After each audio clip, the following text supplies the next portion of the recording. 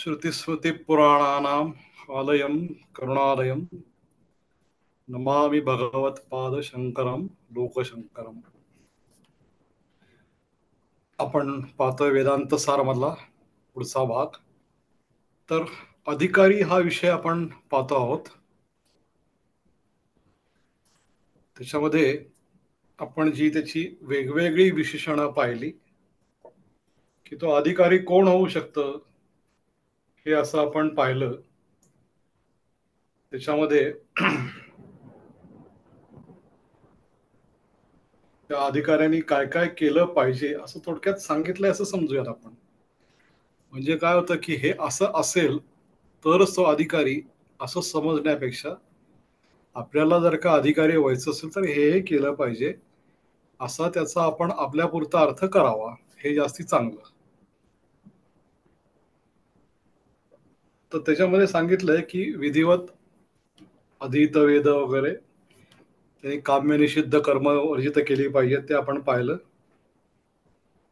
नित्य नैमित्तिक प्रायश्चित्त उपासना केली पाहिजे, ते पाहिलं. त्याच्यामध्ये असा तऱ्हेने तो नितांत निर्मल स्वांत स्वतःमध्येच रममाण झालेला, म्हणजे ब्रह्मामध्ये रममाण झालेला असा तो प्रमाता, म्हणजे ज्याला कळतं तो प्रमा ज्याला होते तो प्रमाता. पण त्याच्यामध्ये एक आणखीन एक हल्लीच्या भाषेत म्हणत डिस्क्लेमर टाकलाय. आणि तो डिस्क्लेमर काय? साधन चतुष्टय संपन्न. ही तर त्यांनी काय काय केलं पाहिजे ते सांगितलं. आणखीन एक डिस्क्लेमर टाकलाय. तो जो डिस्क्लेमर आहे त्याचं नाव आहे साधन चतुष्टय संपन्न प्रमाता. आता तो भाग जरा आपण आज समजावून घेऊयात की साधन चतुष्टय संपन्न हा काय प्रकार आहे. हे एक विशेषण आहे. आता परत एकदा लक्षात घ्यायचं की साधन चतुष्टय, अरे बापरे हे तर काहीतरी भयंकर दिसतंय. तर मी काय नाही का काय त्याला, असं नाहीये. तो मार्ग एक जायचा तिकडे. जसं मी सांगितलं की आयुर्वेदामध्ये ती एक चर्चा आलेली आहे की असे असे विकल्प असतात आणि ते विमल विपुल बुद्धेरपि बुद्धे महाकोली करू किम अल्पबुद्धे. तर त्याच्यामुळे ते गुरुजी सांगतात की या क्रमाने जा, म्हणजे मग या क्रमाने जा म्हणजे तुम्ही तिथपर्यंत जाऊ शकाल. त्यामुळे हे जे सगळं आहे हा आपला आदर्श आहे आणि हा आदर्श गाठायचा आहे असं आपल्याला सांगितलेलं आहे, असं आपण समजूया. त्याच्यात आत्ताचं आपलं, आता हे आपला आत्ताच टार्गेट आपलं पहिलीत जाणं एवढंच आहे. पण जर का आपल्याला मोठी इच्छा असेल तर तो वरची सगळे त्यांनी अधिकारी असण्याचे सगळे गुण त्याच्यामध्ये पाहिजेत. आणि त्याच्यानंतर आणखीन काय पाहिजे, त्याच्यामध्ये पुढचा भाग पाहिजे की तो साधन चतुष्टय संपन्न असा तो व्यक्ती पाहिजे. आता हे जरा समजून घेऊ. साधनं कुठली, म्हणजे आता वरती जी काय सांगितलं आहेत ते काय सांगितले, ते तुमचे गुण सांगितलेत. म्हणजे नैवेद्याला भात करावा हे सांगितलं की भात किंवा काय तो पांढरा भात करावा. पांढरा कळला, भात कळला, कशाने करायचा, मग तांदूळ घ्या, पाणी घ्या, ही त्याची साधनं झाली. क्रिया हा भाग वेगळा आहे, साधन वेगळं आहे. तसंही साधन चतुष्टय संपन्न असेल तो हळूहळू त्या वर्षा मार्गाला लागेल, अशी त्यातली एक गृहीत भूमिका आपण समजूया. तर ती साधनं कुठली आहेत? अधिकारी होण्याची साधन आहेत असंच आपण त्याला आता नाव देऊयात. मग ती कुठली कुठली आहेत? नित्यानित्य वस्तू विवेक,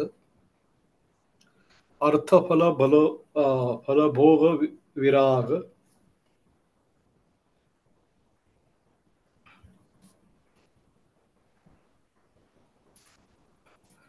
त्याच्यानंतर क्षमादी संपत्ती, नित्यानित्य वस्तू विवेक, इह अमूत्र अर्थफल भोग विराग, क्षमादी षटक संपत्ती आणि मोक्षत्वानी. ते जरा समजून घेऊ. पुन्हा एकदा लक्षात घ्या. ही 4 साधनं आहेत. म्हणजे याचा अर्थ ती या साधनं वापरून आपल्याला तिथपर्यंत जाता येईल. ज्यांना जायचंय त्यांनी जायचं. ही समजून घेऊयात. नित्यानित्य वस्तू विवेक म्हणजे काय? तर आपण असं पाहतो, की अरे हा माणूस चांगला आहे. चांगला आहे म्हणजे काय? तो कोणाला फसवत नाही. सगळ्यांशी गोड बोलतो. मी थोडक्यात आपल्या भाषेत आपण म्हणतो सज्जन आहे. 4 लोकांना जोडून ठेवलेला आहे. अडी-अडचणीत मदतीला उभा असतो. सुख-दुःखात सहभागी होतो. तर ही एक सज्जनपणा ही पहिली पायरी आहे. त्याच्या वरची पायरी ही म्हणजे नित्यानित्य वस्तू विवेक. त्याच्या वरची पायरी नित्य आणि अनित्य वस्तू विवेक. आता विवेक, विवेचन शक्ती पृथक करण्यासाठी हा त्यातला विवेच नावाचा धातू आहे. पृथक म्हणजे वेगळं करणे. आता त्या विवेकाला आपण वेगवेगळे नाव देतो. सारकिट्ट विभजन म्हणतो आमच्याकडे आम्ही, किंवा तो आपण समजतो राजहंस तो निरक्षीर विवेक करतो. तर विवेक म्हणजे तारतम्य नाही. विवेक म्हणजे तो वेगळं करतो. ही आपली समज येतो, की त्या राजहंसाला दूध आणि पाणी दिलं तर तो त्यातलं फक्त दूध पितो आणि पाणी पित नाही. ही आपली भूमिका आहे. म्हणजे आपल्या संस्कृतीतली भूमिका आहे. तसं विवेक याचा अर्थ वेगळं करणं, पृथक करणं. आणि इथे ते वेगळं करणं हे त्याला म्हणायचं विवेक. पण कसला विवेक? आपण अनेक वेळा व्यवहारात पण मागवतो, "अरे काहीतरी विवेकशक्ती वापरा की." म्हणजे काय? तर काहीतरी विश्लेषण करा ना. तर म्हणजे विश्लेषण करून काय काय ठरवा? चांगलं किंवा वाईट ठरवा. एखाद्या ठिकाणी जायचंय का नाही ते ठरवा. एखाद्या माणसाला बोलवायचंय का नाही ते ठरवा. एखादा चित्रपट बघायचा आहे का नाही ते ठरवा. म्हणजे तो चित्रपट सगळ्यांनी बघायचा नाही, घरातल्या सगळ्यांनी एकत्र बघायचा आहे का नाही ते ठरवा. घरात लहान मुलं आहेत, काही ज्येष्ठ नागरिक आहेत. अशा सगळ्यांनी बघायचा तो चित्रपट आहे का? हे ठरवा. तर हा सगळं जे आपण पृथक्करण करतो, त्याला म्हणायचं विवेक. विवेक म्हणजे काय? पृथक करणे. आता आपल्याकडे तो नाव पण असतं विवेक हे, आणि त्याला आपण काहीतरी एक वेगळी जरा थोडी आध्यात्मिक छटा देतो. शब्दाचा अर्थ विवेक म्हणजे पृथक्करण. तर त्याला विवेक करता आला पाहिजे. तर नित्य आणि अनित्य. नित्य म्हणजे शाश्वत जे आहे ते काय आहे, आणि अनित्य काय आहे म्हणजे जे अशाश्वत आहे, जे टिकाऊ नाही, ज्याला काळाची मर्यादा आहे किंवा त्याला देशाची मर्यादा आहे, ते सगळं अनित्य. जे आपण म्हणतो ना की अमुक अमुक देशाच्या वस्तू, चली तो चांद तक नाही तो शाम तक. म्हणजे तो दुकानदार सुद्धा सांगतो की ही अमुक अमुक वस्तू आहे. इथनं दुकानातनं तुम्ही खाली पाऊल टाकलात की संपला त्याचा विषय. म्हणजे त्याच्यापुढे मी त्याचं काही देणं लागत नाही त्या तुमच्या त्या वस्तूचं. आपली ओळख नाही असं समजा. तर तसं इथे हे जे आहे अनित्यत्वाचा भाग आहे. तर हे असं इथे नित्य काय आणि अनित्य काय याचं पृथक्करण करता येणारा, हे त्याचं एक एक त्याचं क्वालिफिकेशन आहे. आता इथे नित्य म्हणजे आपण कशालाही नित्य म्हणू शकतो आपल्या परिभाषेत, की हे नित्य आहे बाबा. म्हणजे आमच्या अनेक अनेक ह्याच्यामध्ये न्यायशास्त्रामध्ये नित्यम एकम अनेकानुगतम सामान्यम. म्हणजे न्यायशास्त्राच्या परिभाषेत नित्य काय, तर हे सामान्य नावाचं एक त्यांचे पदार्थ आहे. सप्तपदार्थापैकी एक सामान्य आहे. परत तांत्रिक आहे, आपण त्याच्यात नाही जायचं आता. तर नित्य म्हणजे त्यांच्या मते अमुक अमुक नित्य. आयुर्वेदाच्या मते नित्यचा अर्थ आणखीन वेगळा आहे. छटा वेगळी असेल. पण इथे ते जे म्हणतात आपल्या वेदांताच्या परिभाषेमध्ये नित्य म्हणजे ब्रह्मतत्व जे आहे ते नित्य आहे. बाकी सगळं अनित्य. तर हे ब्रह्म म्हणजे आपण जे शब्द येतो ना, ब्रह्मसत्य जगन मिथ्या, ब्रह्मसत्यम जगन मिथ्या, हीच भूमिका. हा विवेक करता येणं की ब्रह्म काय, जे नित्य आहे ते ब्रह्म काय आहे, आणि बाकी जे जगत दिसतं इथे सगळं ते काय खरं नाही त्याचं. अगदी सहज गंमत म्हणून एक आमच्या राजकारणातले एक चांगले स्नेही होते. राजकारणात होते ते, सत्तेच्या वेगवेगळ्या स्तरांवरती ते होते. अत्यंत सामान्य कार्यकर्ता असे घडत घडत ते वरपर्यंत आले होते. तर ते एका मोठ्या पदावरती होते. शहराच्या एका मोठ्या पदावरती ते होते. सर्वोच्च पदावरती शहराच्या ते होते. मी नाव मुद्दामच सांगत नाहीये, कारण मला स्वतःला कुठल्याही राजकीय पक्षाशी मी जोडून घेतलेलं नाहीये. आणि मग कदाचित परत याची विचारसरणी आणि आणखीन त्या विचारसरणीच्या माणसाचं का कौतुक करतोय म्हणून चर्चा नको. त्यामुळे तो एक राजकीय फक्त घडलेली घटना आहे ही. त्यांचा माझा सर्व अत्यंत पराकोटीचा स्नेह आम्ही जपला एकमेकांचा. तर ते मोठ्या पदावरती होते महानगराच्या, म्हणजे शहराच्या.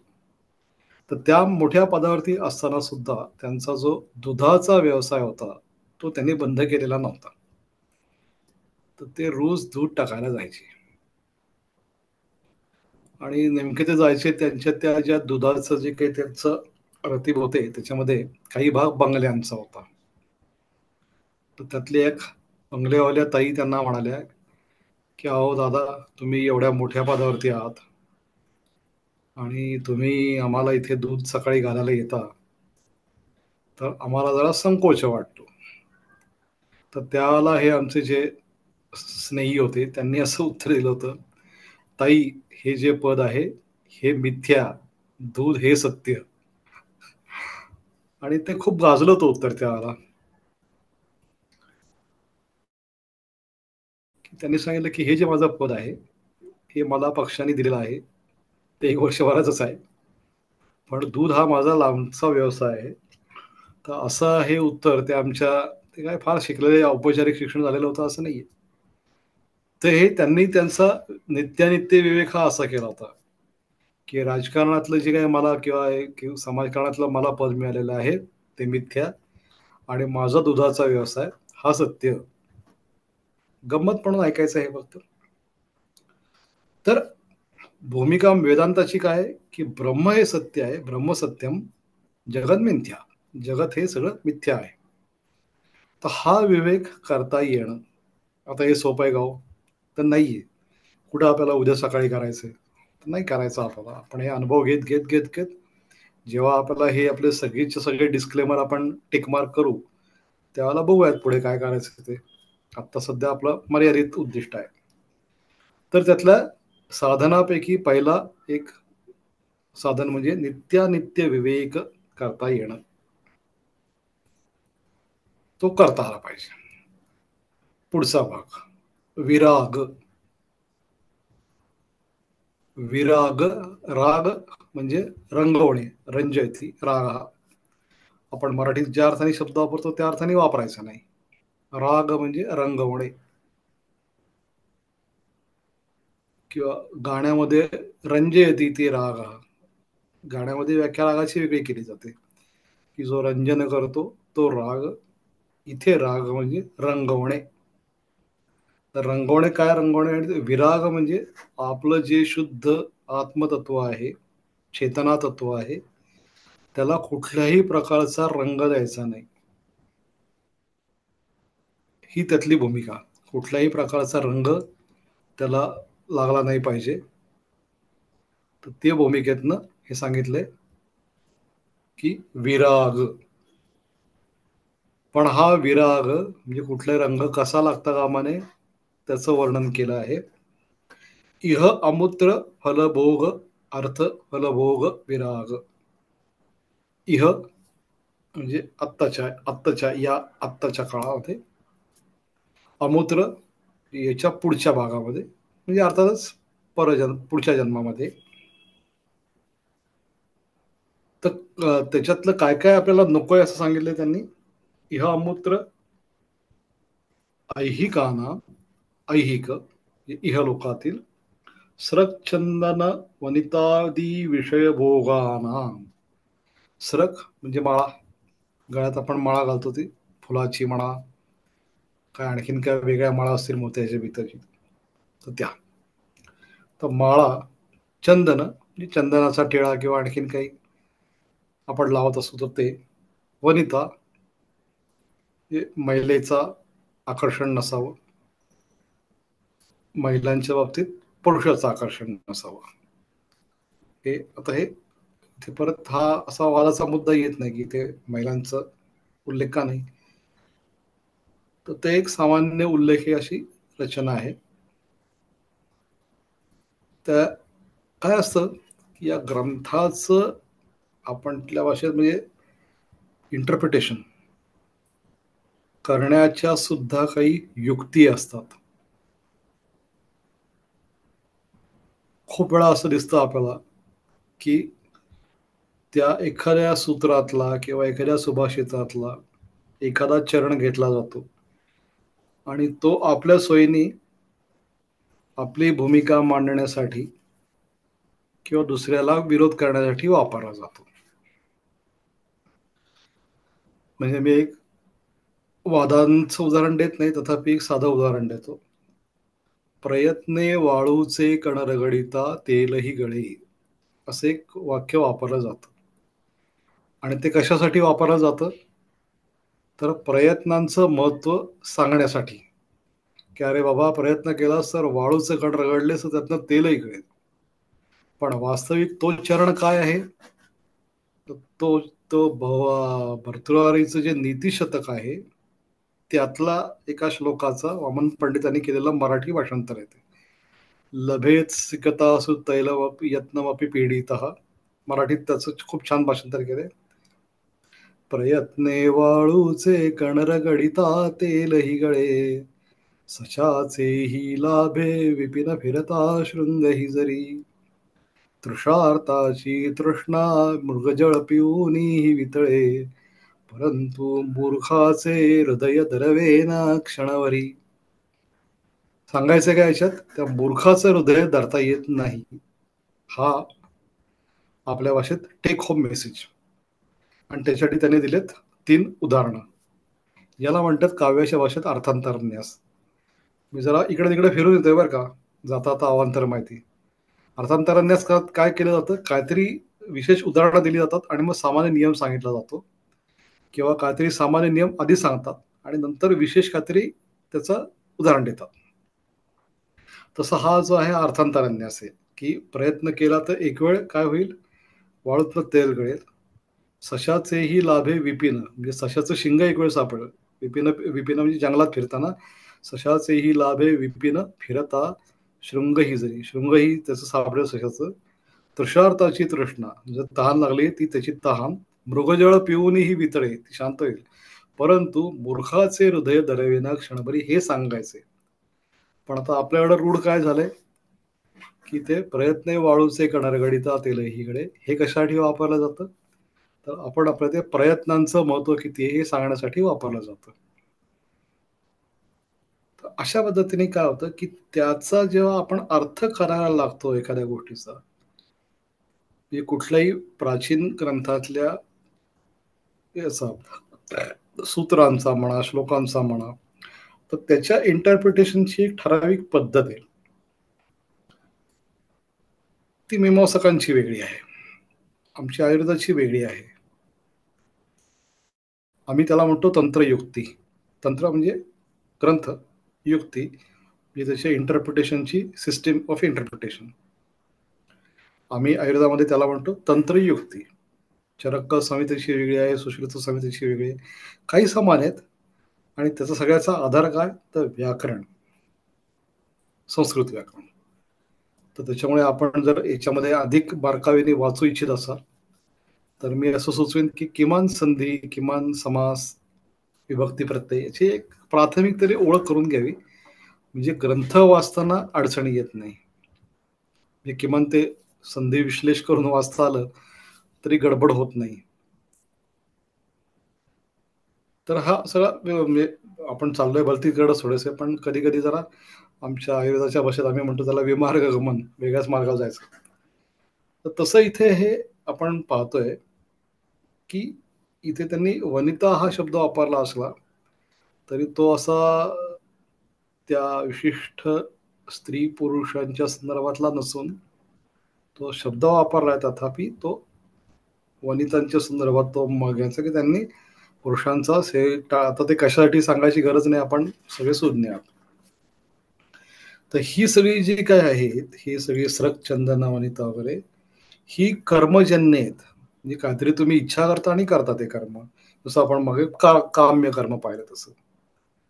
तर ती सगळी कर्मजन्य असल्यामुळे अनित्य आहेत ती. कारण तुम्ही काहीतरी इच्छा करता आणि करता, मग ते प्राप्त करण्यासाठी, की चला मला छान दिसायचंय, मग मला अमुक पावडर पाहिजे. ते चंदनाचं जे डेरिव्हेटिव्ह आहे पावडर आहे, किंवा मी चेहऱ्याला मेकअप करीन किंवा ते काहीतरी लावीन. मला आता व्याख्यान द्यायचंय, मग ते व्याख्यानाच्या आधी म्हणजे कधी-कधी ते इच्छेने असतं, अनिच्छेने असतं. म्हणजे ते खूप वेळा असं होतं, की मी कुठेतरी व्याख्यान द्यायला गेल्यानंतर ते जे रेकॉर्ड करणारे असतात ते सांगतात, की "थांबा सर, थोडा मेकअप करूयात, लाईटचा ग्लेअर नको यायला." तर ती त्यांची गरज असते. मला काय ते फार गोरं दिसायचं असतं अशातला भाग नाही. पण काही असो, पण ती ती कर्मजन्य, तुम्ही काहीतरी करता. त्याच्यामुळे ते अनित्य आहे. आणि परलोकातील म्हणजे आता ते परलोकातील अनित्य काय? तर जे मला तिथे गेल्यानंतर आपलं काय काय, की आपण एक लोक मानतो. भुवा स्वा जना मा तपः सत्यम. आणि खाली अतल वितल सुतल पार तला याच्यापर्यंत ती पाताला लोक मानतो आणि स्वर्ग लोक मानतो. तर तुम्ही जी काही कर्म कराल त्या कर्मानुसार तुम्ही कुठेतरी 1 नंबरचं स्वर्ग किंवा 2 नंबरचं स्वर्ग किंवा 3 नंबरचं स्वर्ग किंवा 7 नंबरचा किंवा ते त्याचप्रमाणे 7 नंबरचा नरक, अशी ती सगळी जी काही उभीच्या उभी लाईन आहे त्या 14 मजल्यापैकी कुठल्या तरी मजल्यावरती, आता आपण कुठल्या मजल्यावर आहोत? मधल्या 7व्या मजल्यावरती. मग तुम्ही खालच्या तळमजल्या किंवा तळघराच्या 7व्या मजल्यावरती जाल किंवा तळमजल्याच्या वरती 7 मजले जाल. तर तिथे गेल्यानंतर मला हे मिळेल, तिथे गेल्यानंतर मला हे मिळेल, तिथे गेल्यानंतर हे मिळेल. तर ही जी इच्छा करतो आपण, किंवा स्वर्गलोकात गेल्यानंतर तुम्हाला अमुक अमुक मिळेल. ज्योतिष्टोमेन यजेत स्वर्ग कामो, या स्वर्गाची इच्छा आहे. आता गंमत बघा, आपले मतभेद व्हायची शक्यता आहे. म्हणजे आपले म्हणजे ग्रंथकारांशी, की अहो तुम्ही मीमांसक सांगतात की ज्योतिष्टोम करावा यज्ञ, आणि अमुक अमुक परत इथे सांगता की ते असं त्यांनी इच्छा केली की तुमचं काही खरं नाही. तर बरोबर आहे. भगवद्गीतेमध्ये त्या संवादातही सांगतात की आधी तू कर्म कर, नंतर मग तू ज्ञानाकडे वळ. तर ते तिथं तो भाग आहे. तर तोच भाग आहे, की मी आता जाणार बस. ते एक छान पुस्तक मला आठवलं. प्रकाश नारायण संत नावाचे एक छान लेखक होते. त्याच्यामध्ये त्यांनी एक लंपन नावाच्या एका छोट्या मुलाच्या काही कथा लिहिलेल्या आहेत. त्याच्यात तो लंपन आणि त्याचे मित्र ते इंद्राला म्हणतात, तुला काय काम लेका, बसलाय आपला अप्सरांचा नाच बघत मजेत, इथं आम्हाला कामं असतात. असं काहीतरी ती कथा आहे, मला आता अगदी नेमकं ते आठवत नाही. तर ते आपल्याला तिथे जायचंय, इंद्रलोकात बसायचे आणि छानपैकी मग ते काय अ, सगळे आनंद तिथे घ्यायचे.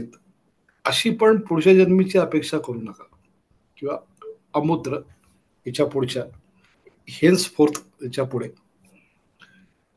तर हे जे ते, कारण तेही अनित्यच आहे. कारण तिथलं क्षीणे पुण्य मर्त्यलोकम विशंती. तिथलं तुमची जी काय ती पुण्य संपली, समजा अगदी तुम्ही गेलात तिथे, तिथनं उठून गेलात तुम्ही पार 7व्या मजल्यावरती गेलात स्वर्गातल्या, आणि तिथं तुम्ही तिथे काय ते आनंद घेत बसलात आणि संपले पुण्य, की आले परत क्षीणे पुण्य मर्त्यलोकम विशंती. मर्त्यलोकात परत आले तुम्ही. 3ऱ्या मजल्यावर असं 3ऱ्या मजल्यावरनं खाली. म्हणजे पुण्य संपल्यानंतर तुम्हाला यायचंच आहे आधी. मग त्याच्यामुळे काय करा, हे जे अनित्य आहे त्याची इच्छाच करू नका. याच्यापासून त्यांनी सांगितलं असं, की याची अरती, रती म्हणजे आवडणं. तेषाम, तेभ्यो त्याच्यापासून, तेभ्यो त्याच्यापासून, नितराम नितर, विरती ही रती आवडणं आणि विरती ही वी म्हणजे अभि म्हणजे टुवर्ड्स आणि वी म्हणजे फ्रॉम. रतीपासून दूर जा तुम्ही, रतीपासून लांब जा, रतीपासून. आता इथे शब्द कसे वापरलेत बघा. रती हा स्वाभाविक भाग आहे.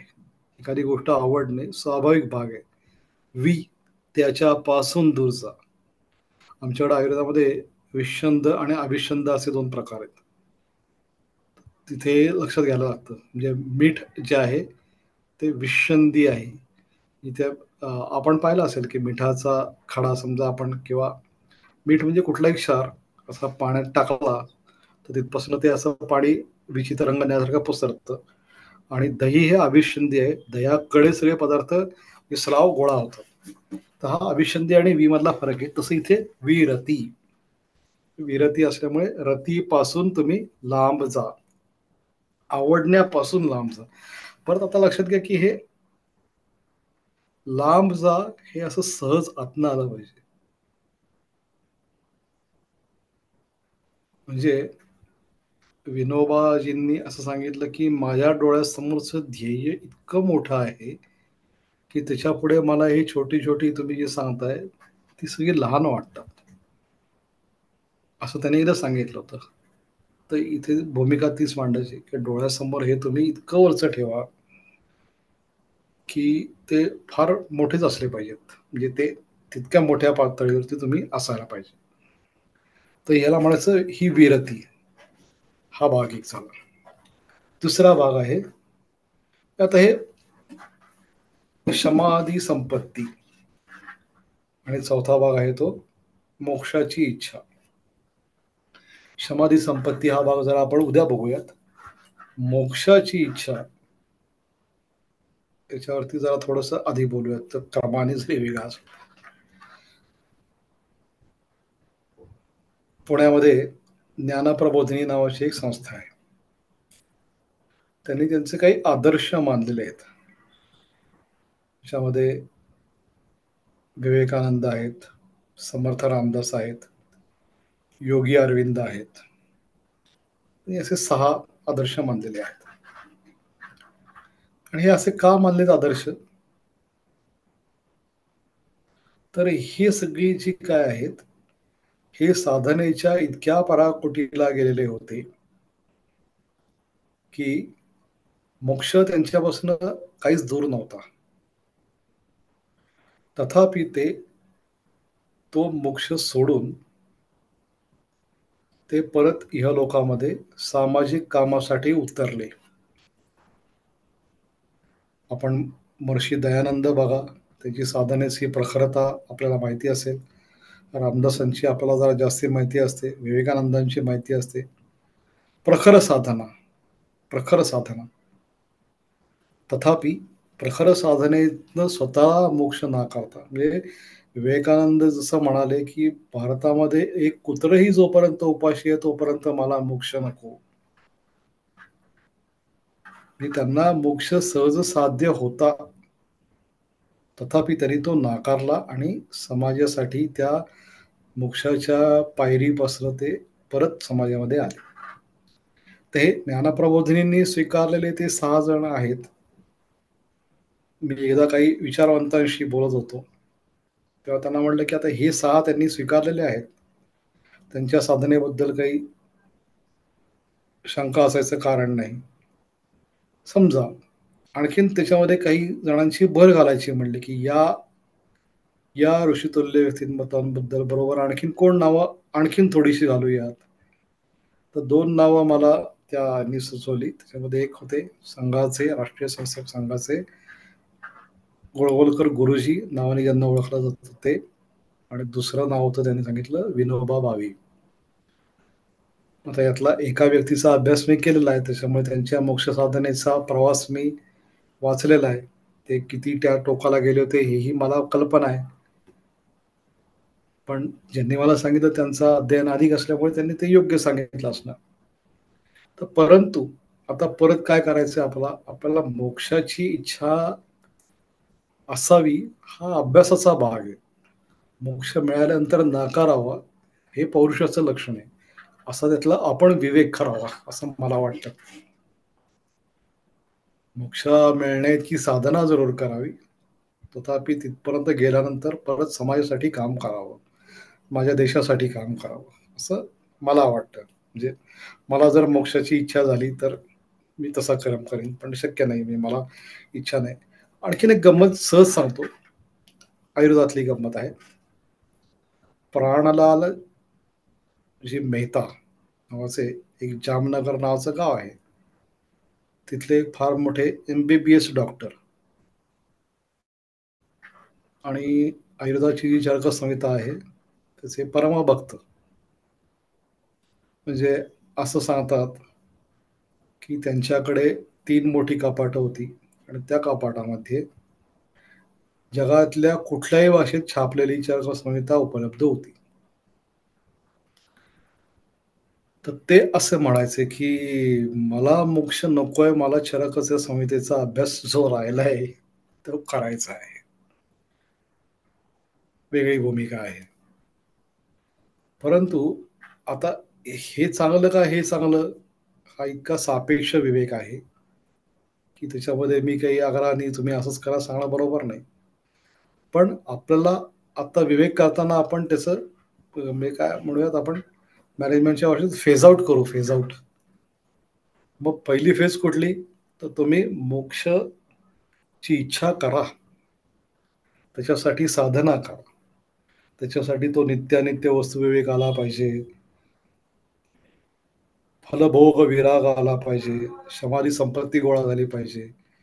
आणि त्या टोकाला तुम्ही गेल्यानंतर सांगा, की आता नकोय मला परत समाजासाठी जगायचंय. असा फार तर आपण विवेक करूयात. पण ती आत्ता आपण वेदांताचे अभ्यासक म्हणून काय करायचं? किंवा वेदांताची एंट्री पॉइंट त्यांची एक्झामिनेशन जी आहे, ती द्यायची असेल, तर आपल्याला मुमुक्षुत्व या मोक्षाची इच्छा असली पाहिजे.